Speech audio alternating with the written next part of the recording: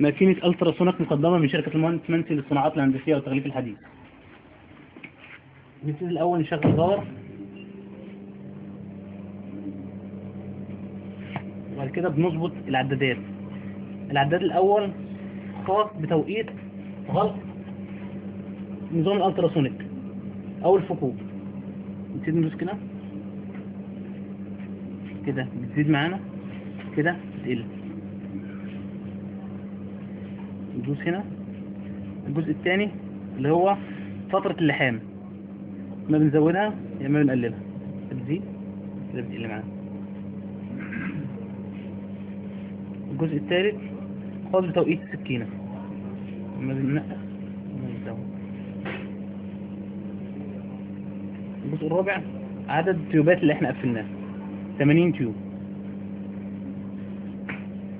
نبتدي نشغل نظبط الأول عدد التيوب.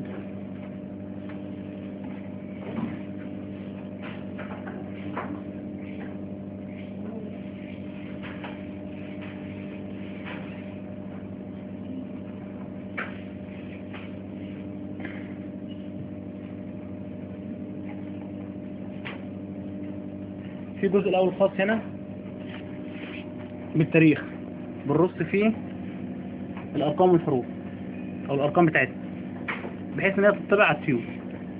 نحط التيوب تبتدي تشغل، ده زر التشغيل، ده الستوب.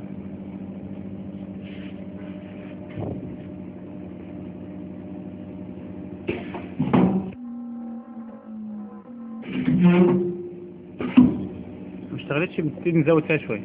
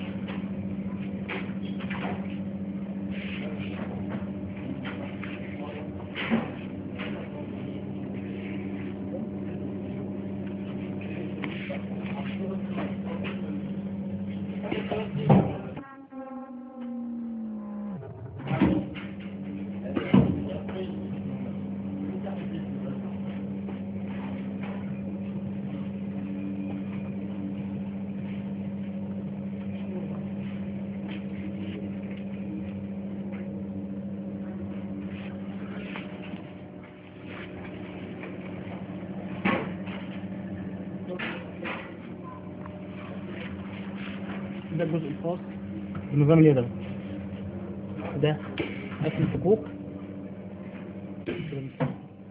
نقفلها. ده الالتراسونيك نظام ده السكينة صح، بعدين ترجع ده الباور بتاعها، قوة الباور مش تشغيل قوة الالتراسونيك، يا اما درجة يا اما 2 يا اما 3.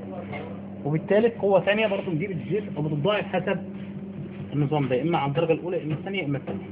ده عدد الأمبير بتاعنا.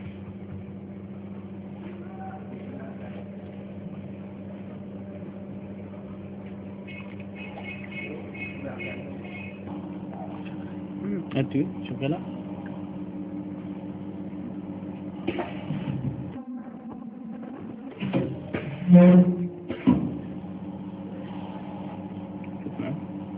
التاريخ